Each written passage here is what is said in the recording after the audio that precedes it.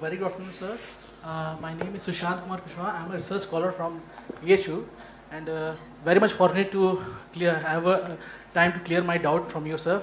My question is, I have lost my spark, okay, and I'm not a very much continuous, consistently motivated person. I have lost my motivation. How to regain that? To live my life and lead in a like a joyful way, to regain your inner peace. Thank you, sir. See, the nature of life is such… Please sit down, it's okay. If you go outside in the garden and try to catch an ant, the BHU ant, who is born here, who's grown up here and probably he'll die here, that BHU ant, if you try to catch him, he'll say, okay, to hell with my life, okay, crush me if you want. Is it so? He'll do everything to protect himself. He values his life, isn't it? Very much or no? Tiny little creature that we may not even notice, we may step on him without even seeing him, unfortunately. But he values his life immensely. Does he or no? He's got spark. But you, a human being, at least on this planet, you're the peak of evolution, physiologically at least. Yes? If other behavioral aspects, if we may have questions but physiologically at least, the most evolved creature on the planet. What the most evolved creature on the planet means is, it has the most complex neurological system and it has the highest level of cerebral capability. That means you can think, you can remember, you have memory. You have a very vivid sense of memory and a fantastic sense of imagination. An ant doesn't have such a vivid sense of memory, nor does he have any great imagination. He has some.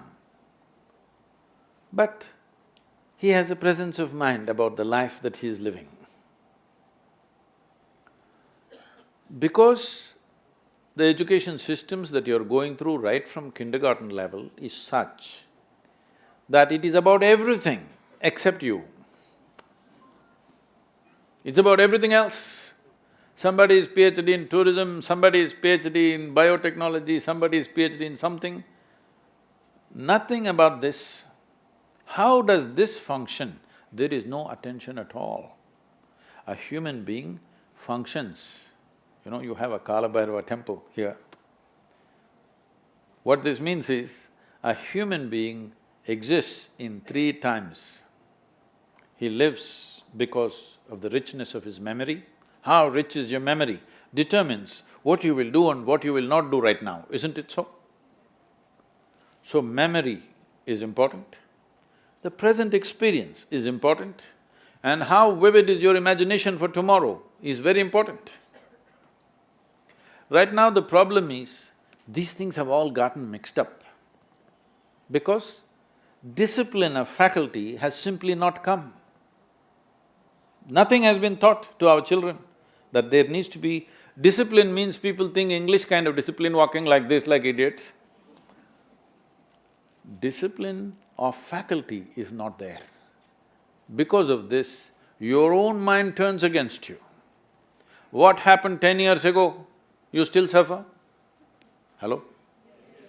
What may happen day after tomorrow, you already suffer? Because there's no discipline of faculty.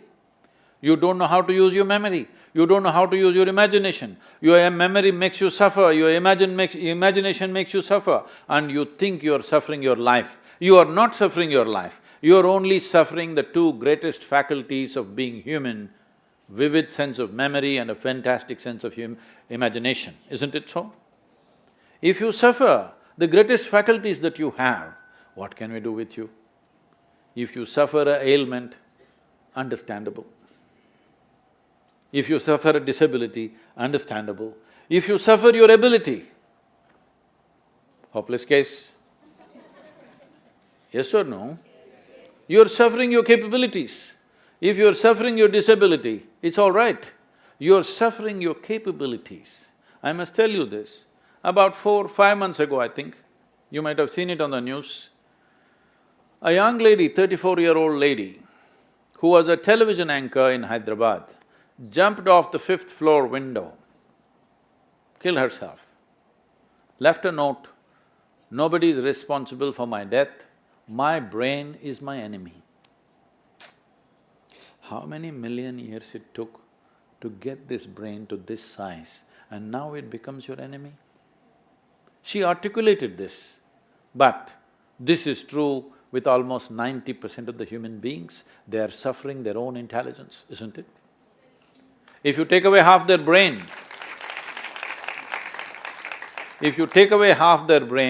they will be peaceful. Yes. And that is why a whole bunch of idiots are going about saying that the ultimate goal of life is peace of mind. Such people will only rest in peace. Now you, young man, university life, if somebody is not keying you up all the time, it could become too easy, you know. Even I remember, when I went to the university, most of the time we were in the canteen or in the garden. So the easiest part of my life was university. I think, I know nobody's going to like it but I think this university time must be shortened unless somebody is producing something brilliant. They must be chucked out within 3 to 4 years' time, everybody. If they're doing something very focused and very intense, they must stay. Otherwise, see, this is all I'm telling all of you young people. Do whatever the hell you want in your life, but you must be intensely focused on something. If you're not investing in anything, your life, it will just go waste. Because as I told you in the very beginning, one basic ingredient of your life is time, and this is just going away. Already you're 2 hours closer to your grave since I came here. Yes or no? 2 hours closer to Manikarnika. Yes or no? Yes, you are not immortal, it's just a limited amount of time. Are you a precious life, I'm asking? Is your life precious to you?